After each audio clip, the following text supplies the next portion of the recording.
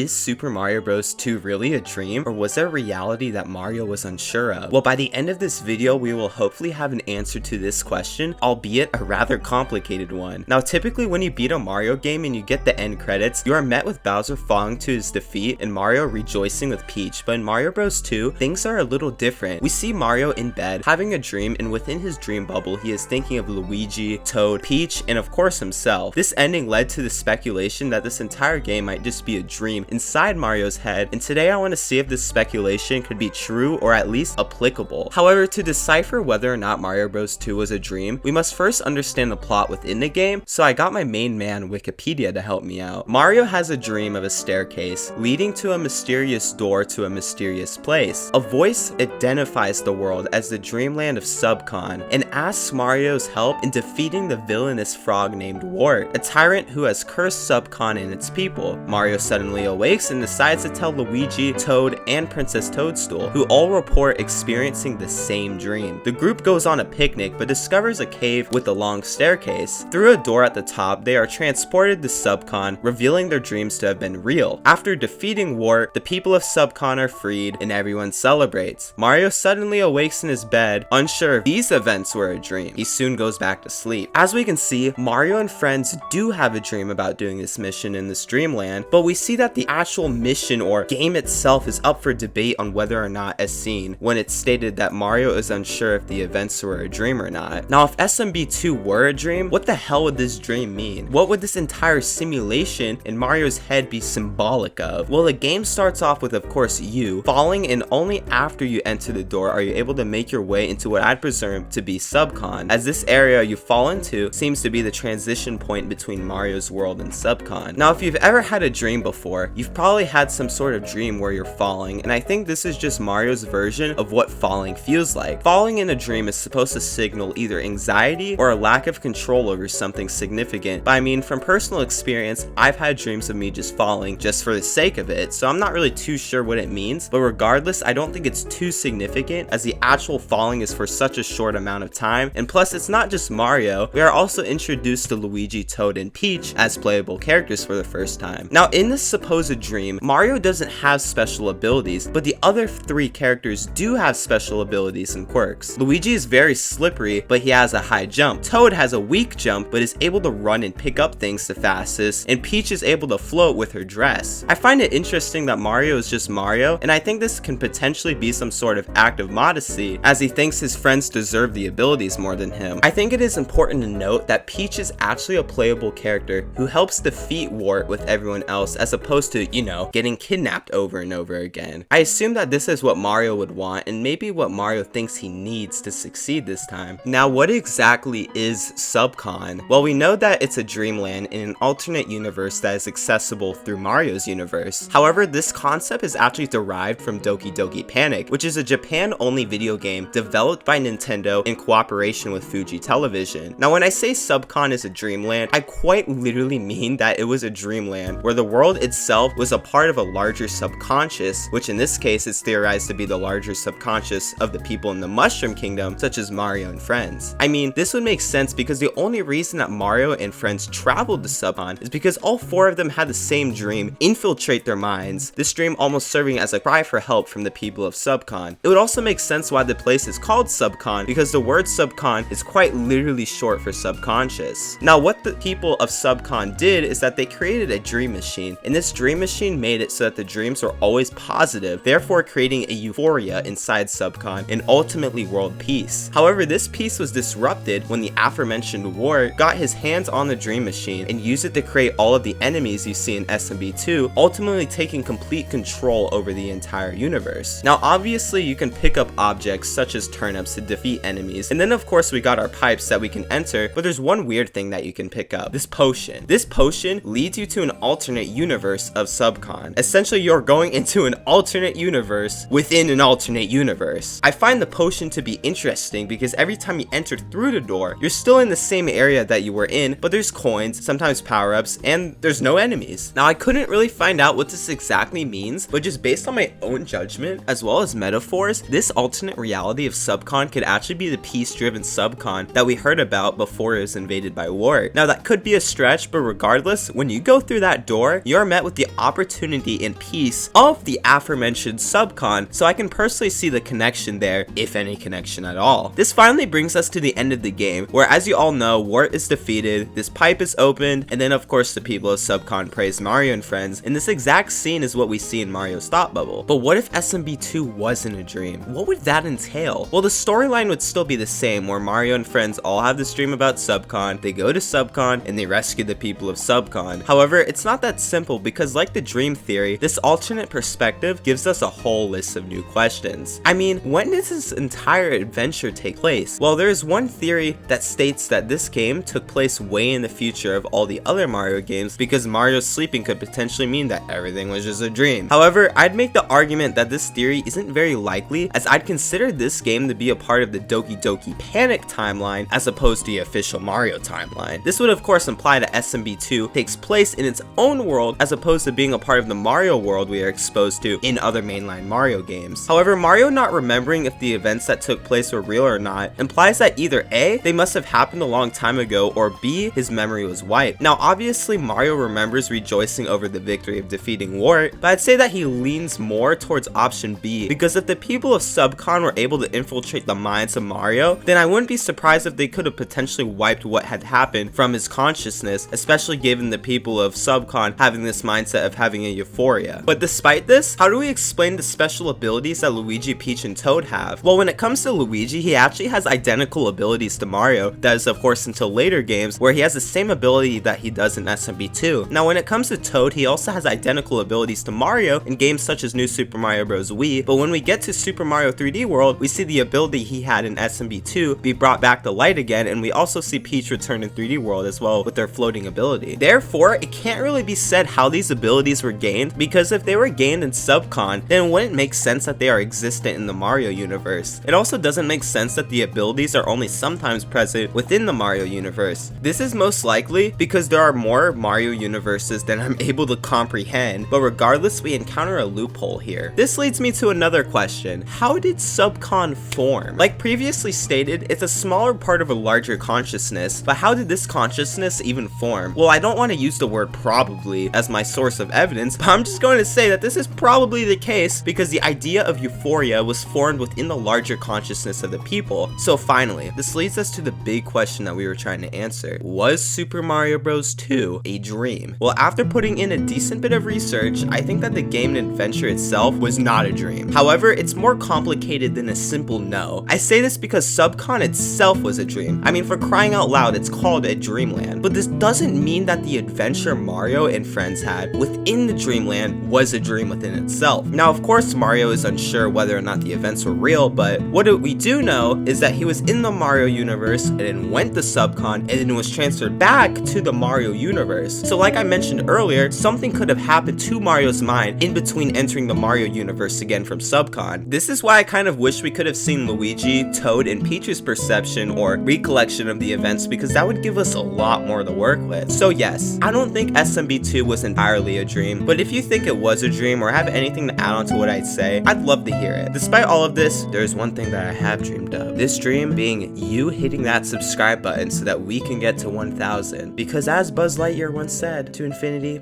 and beyond.